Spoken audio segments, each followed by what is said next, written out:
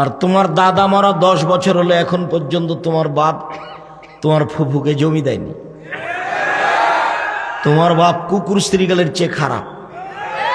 কালকে তুমি বলবা আব্বা আসসালামু আলাইকুম, আপনি নাকি কুকুর শ্রীগালের চেয়ে খারাপ। এই কথা তো আব্দুর রাজ্জাক সাহেব আপনাকে বলে গেলেন। আমার দাদা মরা তো 10 বছর হচ্ছে, আপনি তো ফুফুকে জমি দেননি।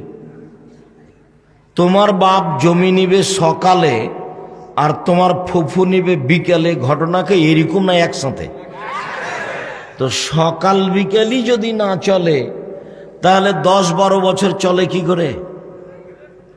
তোমার বাপ কি মনে করছে যে তোমার ফুফুর ভাগ্য দিয়ে খাবে, না তোমার বাপ নিজে ভাগ্য নিয়ে এসেছে? তোমার বাপ কি মনে করছে যে আমার ছেলের ওর ফুফুর ভাগ্য দিয়ে খাবে, না তোমার বাপ মনে করে যে তোমাদেরও ভাগ্যে কিছু লিখা আছে? না কি মনে করো? জমি দেয়নি কেন তোমার বাপ? তোমার বাপ কুকুর শ্রীগালের চেয়ে খারাপ, পশু প্রাণীর চেয়ে খারাপ। আগামীকাল সন্ধ্যা হতে হতে খাটখাটলা, চৌকি বস্ত্র, চেয়ার আলমারি, মোটর সাইকেল, টাকা পয়সা সব ফেরত দিবা। ভিক্ষা করে খাবা কেন? বাপের জমিদারি আছে, জমি ভাড়া দিয়ে খাও, যাকে লিজ বলে। যাকে কি বলে? লিজ বলে। ওই বন্দুক দেওয়া হারাম। বন্দুক বুঝেন নাকি?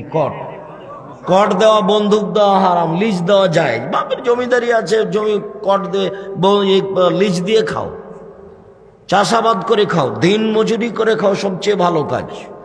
সারাদিন কাজ করব, 600 টাকা পাবো, সন্ধ্যায় চাউল কিনবো, তরি তরকারি কিনবো, আহাল পরিবার নিয়ে খাবো, মরে গেলাম, শেষ। ঝামেলা কিছু নেই। 5 ওয়াক্ত সালাত আদায় করবো, হালাল রুজি উপার্জন, নগদ জান্নাত। বিচারের মাঠে ওটা ঝামেলা বহন করা লাগবে না। আর যদি টাকা উপার্জন করতে, হ্যাঁ টাকা উপার্জন করবো অসহায় মানুষকে দেওয়ার জন্য, জান্নাত কিনে নিব। জান্নাত কি করব? কিনে নিব। টাকা দিয়ে জান্নাত কিনে নিব। কিভাবে? পয়সা বেশি উপার্জন করব, ঘুমের ঘরে ব্যবসা করব, হালাল ব্যবসা। আল্লাহ নবী বলেছেন, সত্যবাদী ব্যবসায়ীরা নবীগণের সাথে থাকবেন জান্নাতে। তা আমি টাকা উপার্জন করব কোটি কোটি, কার জন্য? অসহায় মানুষের জন্য। তো অসহায় মানুষ, তোমার শ্বশুর বলেন তোমাকে নাকি খুশি হয়ে মোটর সাইকেল দিয়েছে। তোমার শ্বশুরের কাছে যদি ভিক্ষুক এসে বলে 5টা টাকা দেন, তখন তোমার শ্বশুর বলে মাফ করো, মাফ করো, মাফ করো। তোমার শ্বশুরের হলো নোংরা আচরণ, ওইভাবে সাড়া দিও না। ওটা আমাকে ছাড়াও ভালো লাগে না, কেননা তোমার বাপের চরিত্র এটাই তুমি খুব ভালোভাবে জানো।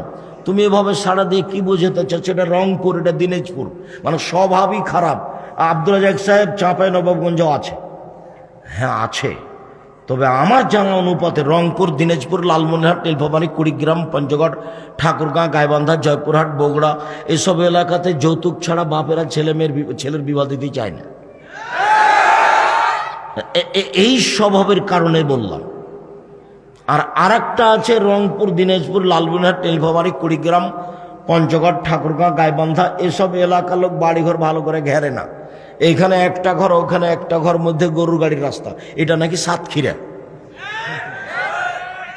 এরকম তো হবে না, বাড়ি ভিন্ন ভিন্ন করে ঘেরে রাখতে হবে। হয় ইট দিয়ে ঘেরতে হবে, নাহলে চট ছাড়া দিয়ে ঘেরতে হবে। বাড়ির দরজাই নেই তো সালাম দিবেন কি করে? বাড়ির তো দরজাই নেই তো সালাম দিবেন কি করে? আমি সবচেয়ে গরিব মানুষের বাড়ি দেখিয়েছি, বলেন তো কার? আবু হুরায়রা রাদিয়াল্লাহু তাআলা আনহু। যেদিন আবু হুরায়রা রাদিয়াল্লাহু তাআলা আনহু বললেন, তার আগের বাক্য বলি। আবু হুরায়রা রাদিয়াল্লাহু তাআলা আনহু বলেন, আমাকে কোনো মানুষ মানুষই মনে করে না। আমি ক্ষুধার কারণে মসজিদের নববীতে পেটটা চাপা দিয়ে পড়ে থাকি।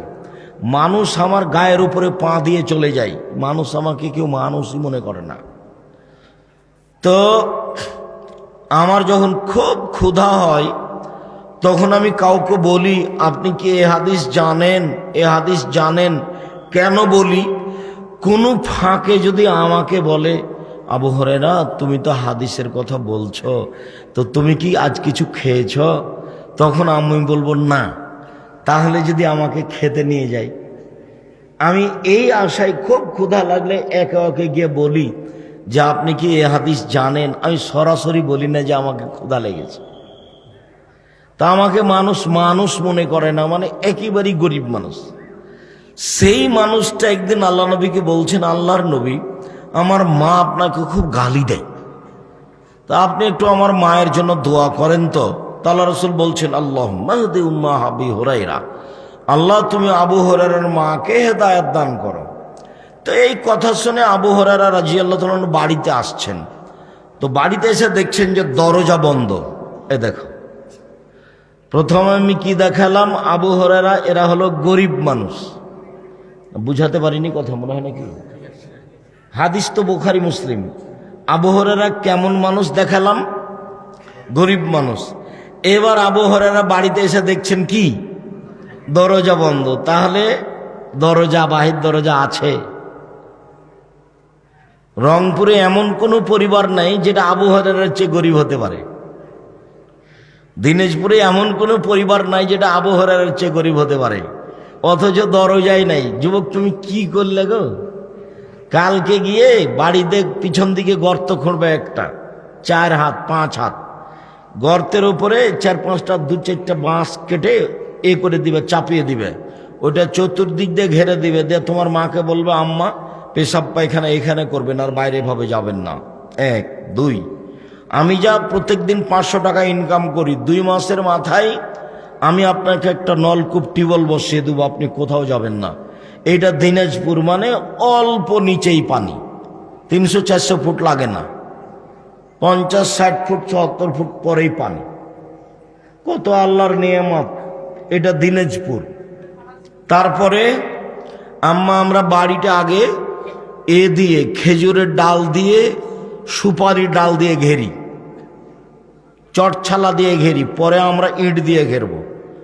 তুমি বাড়ি উপার্জন করে তোমার বাড়িটা আগে সাজাও। শ্বশুরের কাছে যৌতুক নিয়েছো, সাইকেল নিয়েছো কেন? ওটা হারাম, ওটা কাবিরা গুনাহ। ভিক্ষা করা টাকা দিয়ে চাউল কিনে ভাত খেয়ে ইবাদত কবুল হবে। ভিক্ষা করা টাকা দিয়ে চাউল কিনে ভাত খেয়ে ইবাদত কবুল হবে। ভিক্ষা অপছন্দ, তবে হারাম নয়। মানুষের সবচেয়ে উত্তম উপার্জন ব্যবসা, মানুষের উত্তম উপার্জন বাপের জমিদারি, মানুষের উপার্জন চাকরি বাকরি বৈধ, মানুষের উপার্জন দিন মজুরি সবচেয়ে ভালো। এইটা হলো উপার্জনের পথ। এইটাও যদি না থাকে তাহলে আবার নিচে নেমে যাব। নিচে নেমে গিয়ে কি করতে হবে? ভিক্ষা।